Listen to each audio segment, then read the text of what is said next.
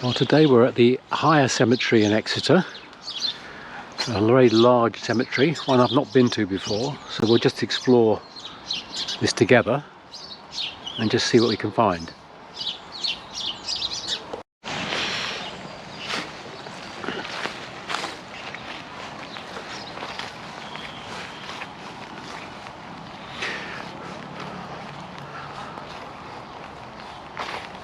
There's a lot of pretty old tombstones here, Victorian ones, some quite sizable ones.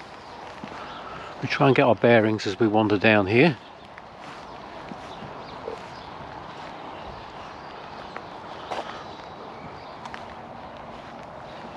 Unfortunately, it's a very damp, wet December day, so we're not seeing this in any good light at the moment. It's actually raining a little bit.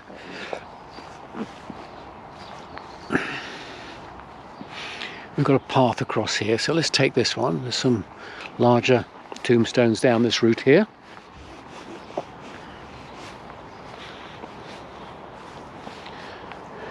A lot to see here, particularly on a summer's day. I mean, take an example here. Treasured memory of Elizabeth Ann, the beloved wife of George Roberts, who fell asleep 1922. And there's one there from 1923, Leslie R.V. Mock, Gladys his wife.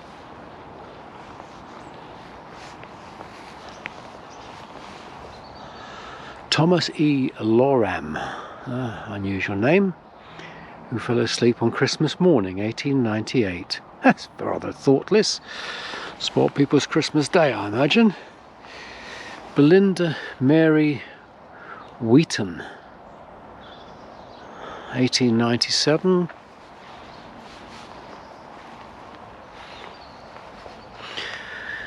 Charles Latham, late of Porlock in Somerset.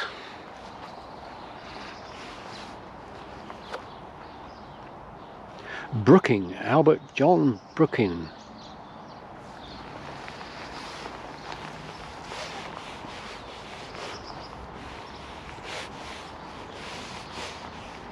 These Sarah Evans and John Evans. We can read this one. Elizabeth Carroll or Garrell Pierce, wife of James Pierce of this city.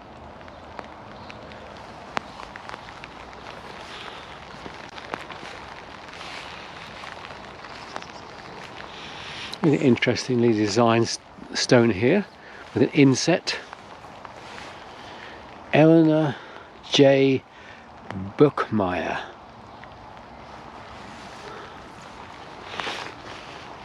Walter Trentine, who died at Exmouth. Now there's a nice big detailed stone over here. Let's have a look at this one. Charles Bailey, born at Merton, North Devon, 1830, passed away 1906. And his wife and his wife. Let's try and pick out the stones that stand out. There's one here, a nice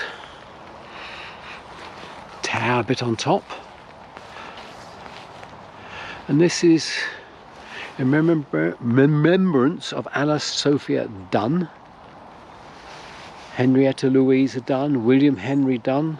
Doesn't say anything about them, which is sad. Just tell us what they did in life, might be useful. And a couple with angels on over here.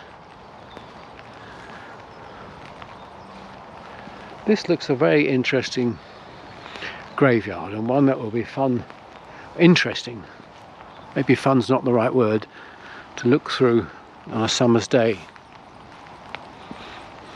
Major William Augustus Townsend Payne, late of Royal Irish.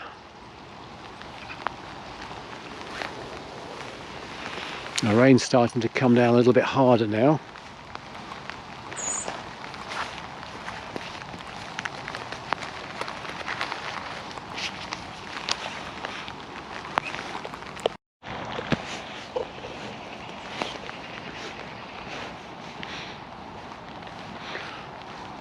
There are hundreds of stones here. A lot of them are quite readable.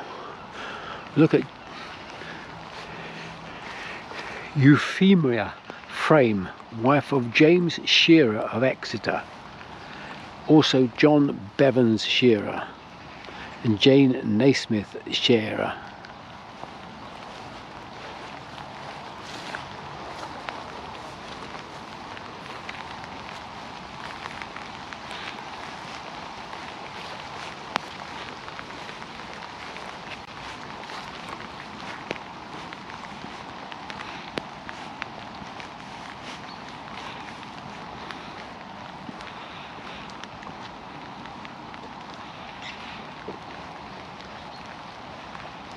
I'm really looking for is the really large monumental type tombs.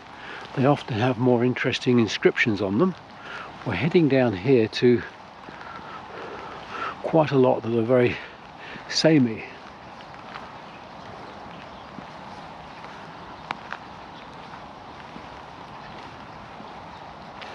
And this cemetery just goes on and on. George Bradbeer, an interesting name.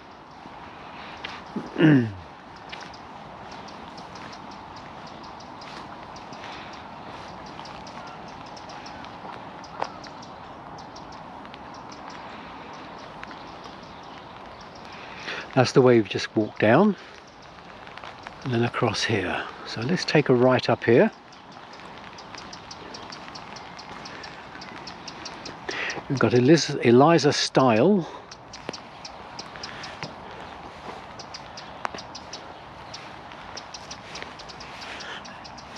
Here, Frances Lillian, the loved daughter of P. and H. Nelson. Now that's an unusual way of putting a name. P. and H. Nelson sounds almost like a business. Joseph Pasquale Lyons, William Henry Goodenough,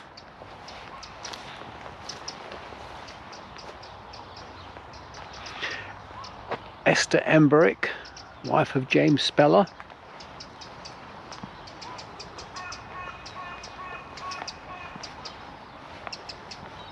it's quite nice having the graveyard to oneself, the weather's helping that. Mary Jane Snow, Joshua Augusta, no, so Louisa Augusta, the beloved wife of Richard Hooker.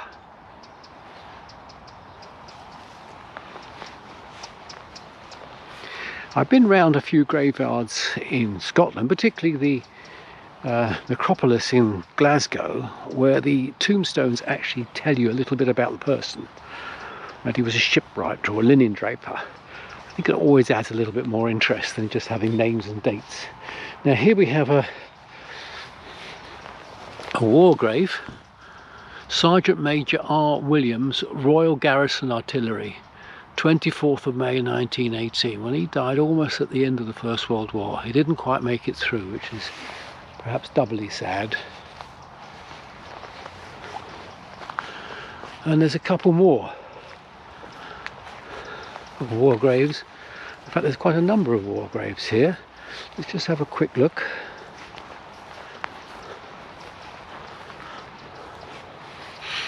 Gunner G. Stella, Royal Artillery, 14th of May 1942, so Second World War.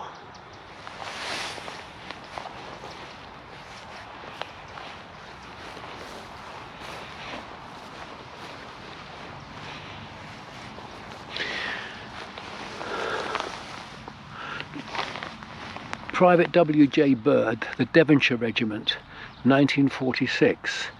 There's a little cross down there, so he's still remembered.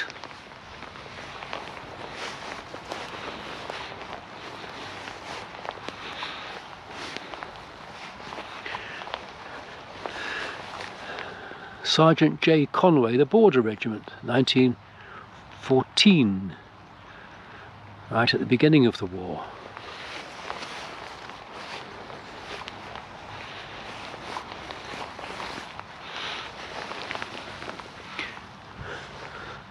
Private F. Woodin, Devonshire Regiment, 1914.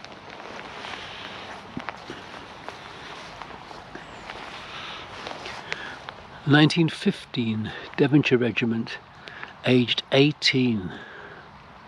18. My God.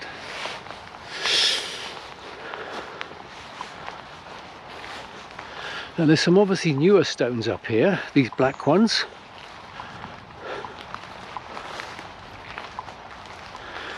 A couple of little figures at the back here, so let's have a look at these.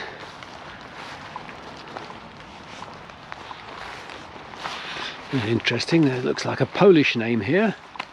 Alexander Wojciechowski.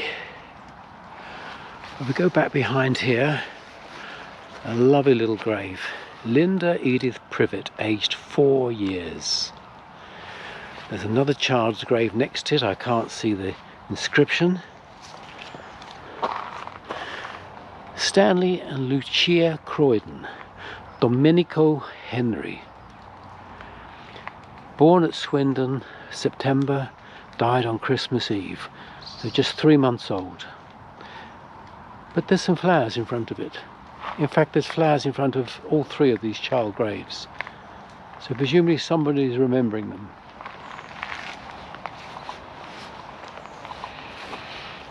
I'm heading back up towards where we came in now.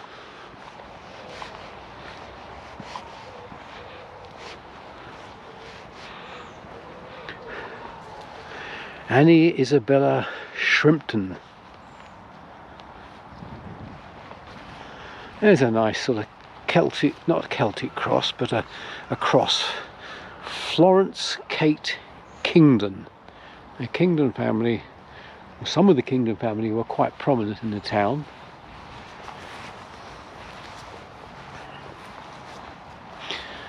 Interestingly carved one here. Can't see the name. Joseph Anthony Wenceslas Perina Gray, MD. My goodness me. Fancy having to write that name down on every form you had to fill in. Joseph Anthony Wenceslas Pereira Gray. You'd have to spell most of those words out to anybody. There's one I can read up here easily, so let's pick the easy to read ones. Richard Lee Neal, and next to it we've got Mary Ann Neal, Thomas Neal, and a little bit further along we've got Annie Bowman, Sarah Bowman. We're coming back up towards the chapel now. There's a good solid one that looks easy to read over here. Well, this one here, look at this scroll lying on the ground here. Unusual design.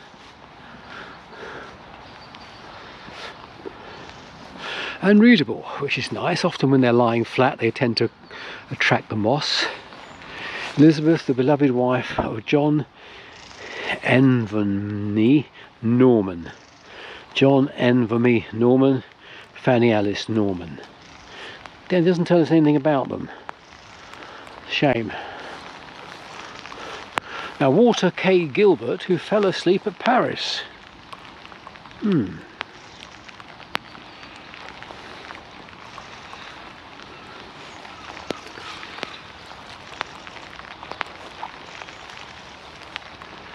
Colonel Henry Walter Phillips, APD, late 50th Regiment, died 1903.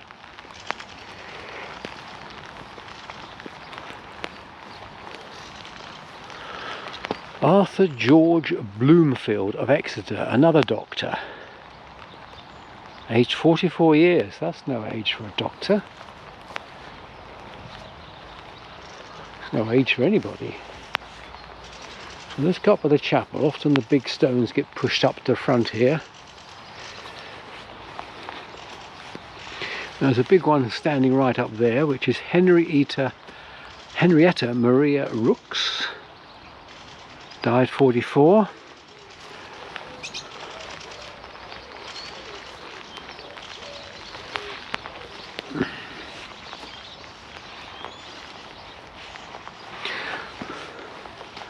The family grave of James Twigg. Carvan, County Kildare.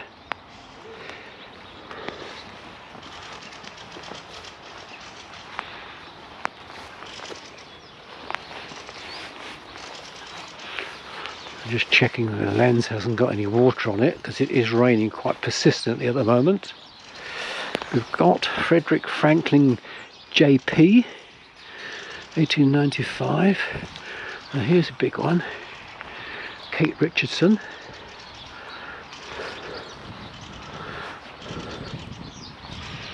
On the front here we've got Celia Kendall, the beloved wife of William Kendall, who died 1871. Down there next to them is Samuel Norris of Beacon Downs. A nice slab of marble here. It looks like William Brown. Can't be sure on that one. Let's have a look at the ones at the front here. This is where the knobs usually get buried, right at the front. Not even equal in death then. Edith Georgina, the beloved wife of Robert Gracie. Frederick Henry, the eldest son of the late William Clement Allen. Annie, the beloved wife of C.J. Webber J.P. for Devon, passed away in 1903.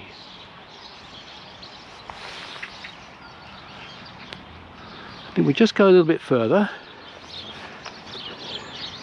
On the side of this one we've just looked at, in loving memory of Horace Charles Gracie, Captain 1st Battalion, the Rifle Brigade, son of Robert Gracie, missing 1st of October 1916, east of Les Bourgs towards La Transilly-Somme, France, aged 23 years.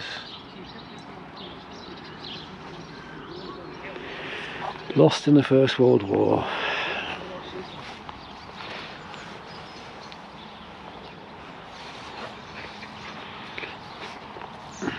Got Amanda S. Guscott. Now Amanda as an older name is not quite so common. More common nowadays. Let's wander down here.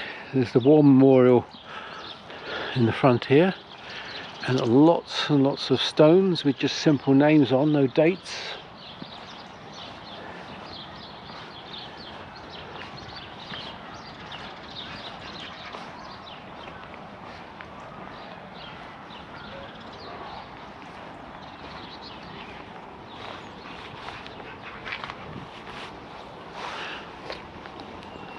In memory of John Cann of Fouge House in this county.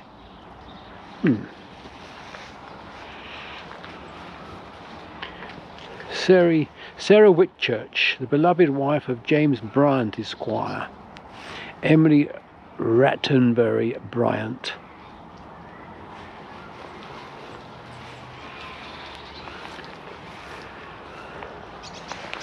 And here we have another doctor, a memory of abiding affection for Anastasia, widow of H. Belfield Lefebvre, MD, daughter of Stephen and Anastasia Reed of Fakenham, Norfolk.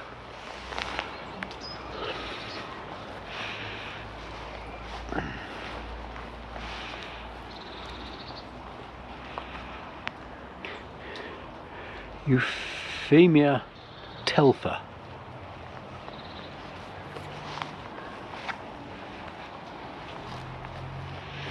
Caroline Cook Cann. And on the other side we have sacred to the memory of William Cann, late Secretary of the West of England Insurance Company. Okay, tells us something about him anyway. In memory of James Lyon,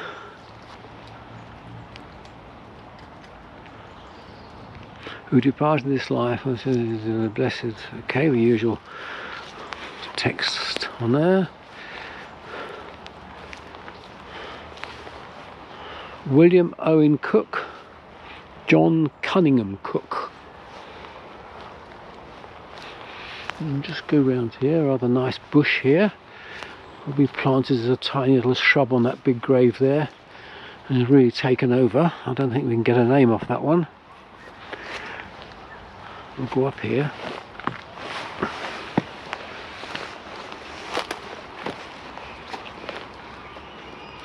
As it's one of the biggest ones round here, we'll try and get a name off it. Not going to happen without a brush. There's a nice clear one on the ground here. Annie, wife of John Thomas Brown Mason, 1868. Hubert and Caroline Mason. Mary Brown, wife of Merchant Penfold. And quite a lot of family history there.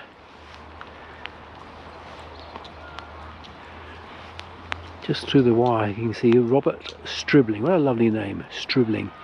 Robert Stribling Cornish, born 1788 and died 1871. I'm mixing my words up here because I'm busy looking at my feet so I don't stumble over some of these stones.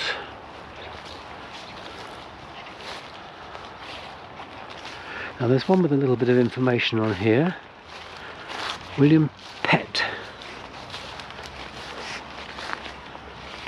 For 40 years, first Chief Officer, Exeter City Fire Brigade. Born at Sevenoaks and died at Exeter in 1934.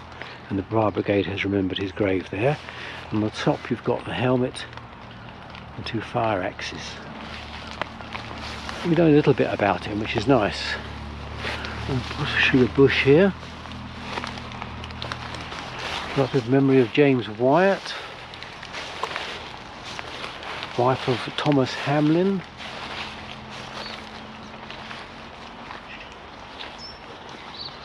A loving memory of Andy, Andrew Dickens, quite a recent one, and a recent one up there. Dearly loved and loving husband, dad, granddad and friend, Fred Yates. Now we've got a couple of very big tombs over here. This one here particularly stands out. We'll just stop at this one.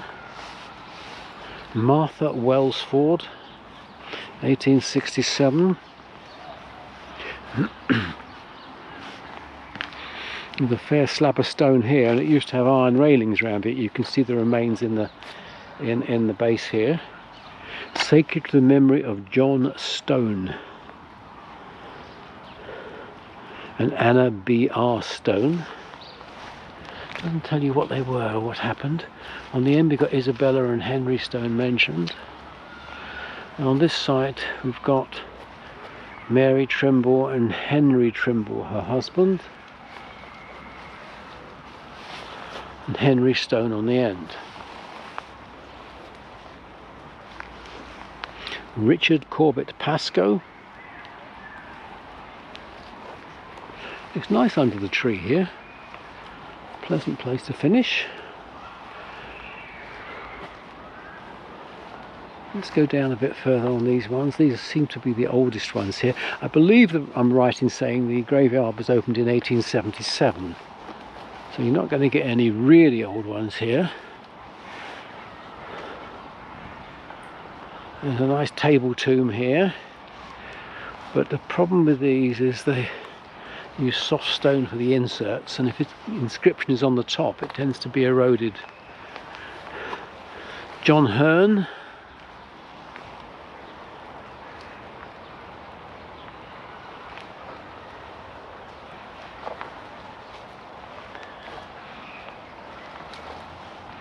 John Hancock. Margaret, wife of James Bennett.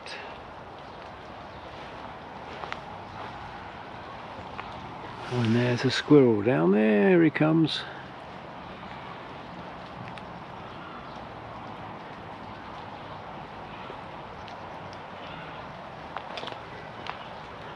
He's not afraid of me.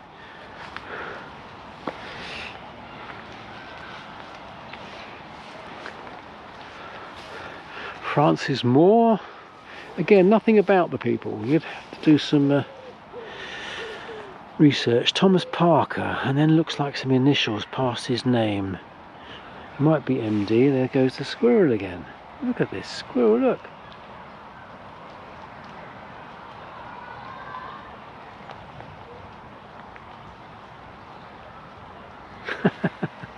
That is so friendly.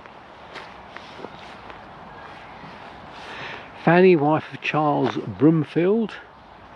Charles Broomfield.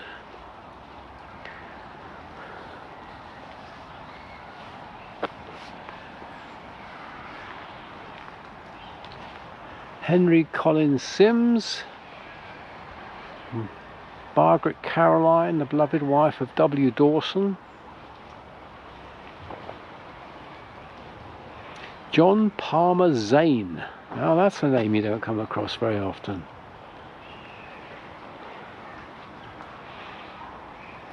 We've got here an Orlando William Norton, William and Betty Packham, William Holloway,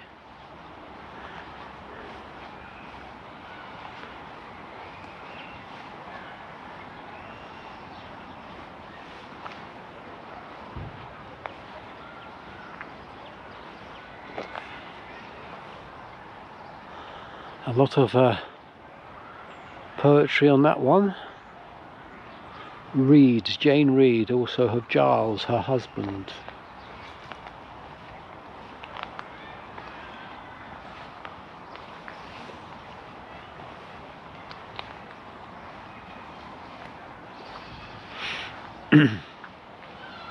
Over there we've got a clear one.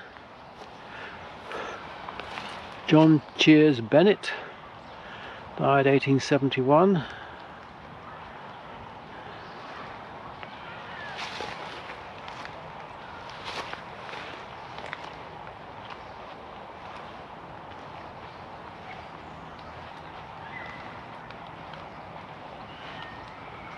Probably hear in the background some noises.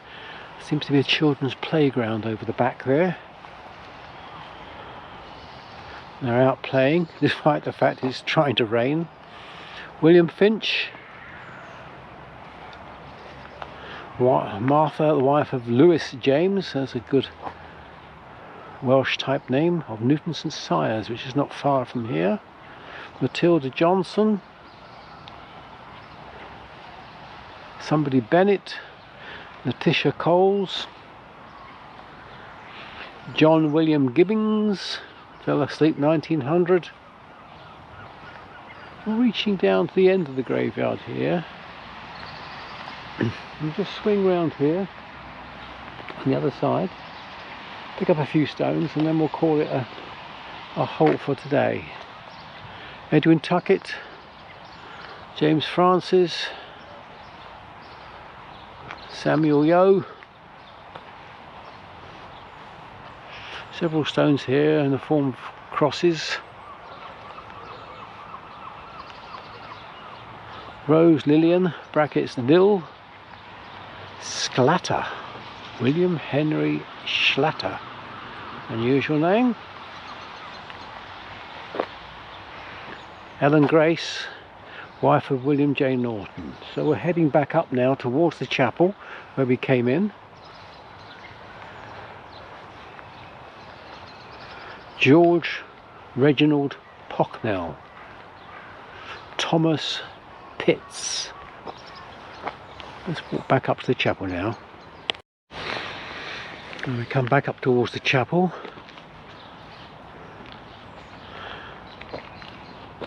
We've got Captain, only child of Captain T. Locke Lewis, R.E. I seem to remember we saw some Locke Lewises in St David's churchyard. Lieutenant Arthur Ernest, 11th Regiment of Harefield in Devon. Let's wander across here and look at the memorial in the middle. And just look at the many names that are there.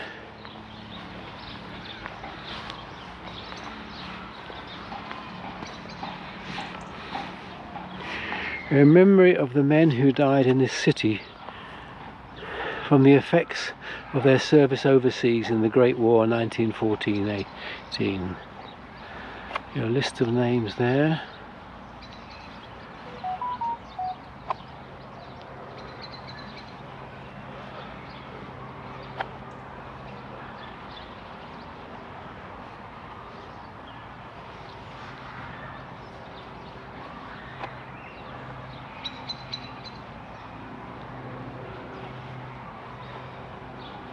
So there's 7 panels of names.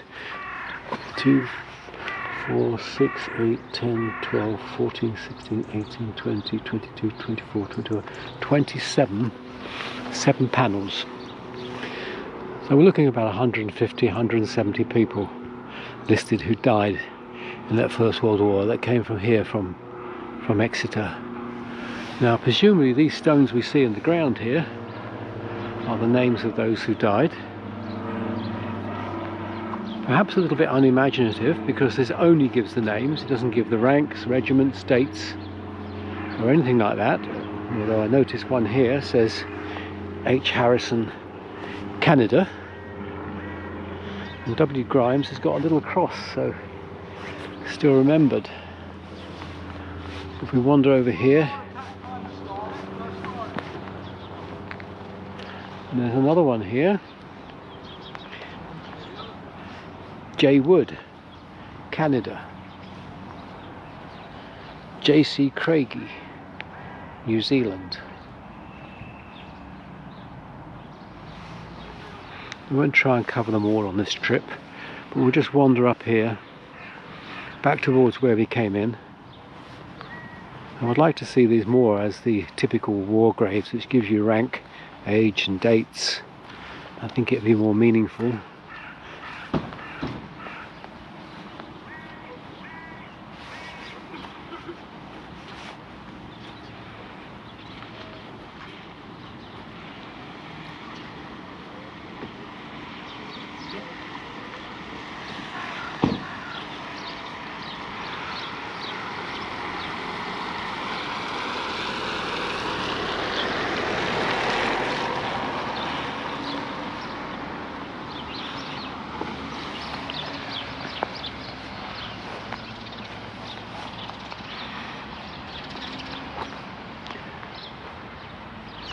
On the left here we have some much more modern graves. 2006, 2006, 2007. Well looked after. 2007.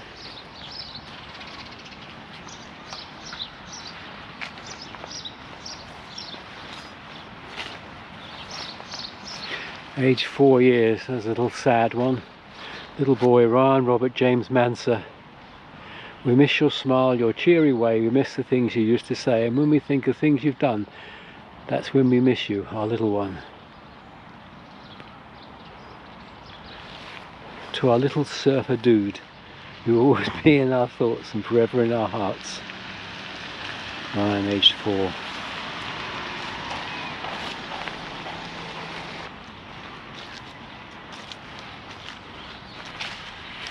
Another doctor here, rather later than the other ones.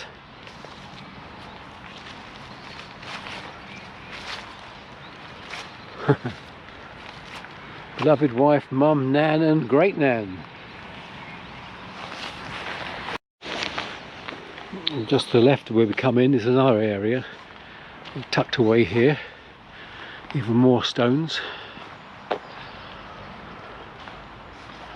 Just a quick look in here.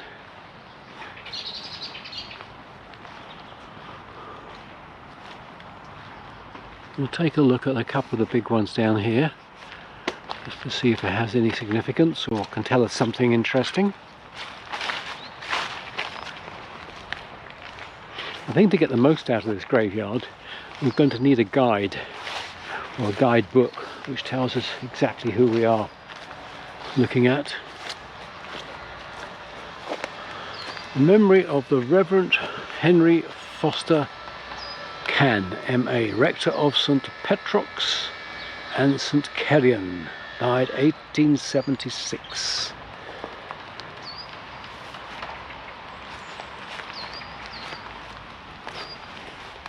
Well, looking at the length of that grave, you think the Reverend Henry Foster Can must have been about 12 foot tall. Quite understand why the plot is quite so long.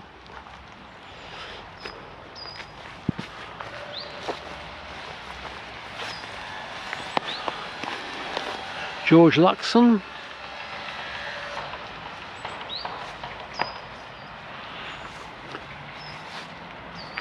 Richard Ottaway Turner.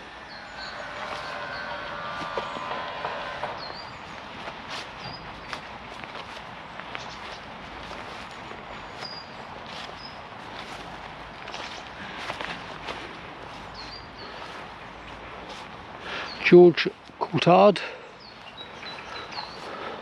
Well, I'm going to call that a day now. Well, we'll come back here and we'll do a search out for more interesting people using some sort of guide, but this is just a first look. I'll leave you with these shots.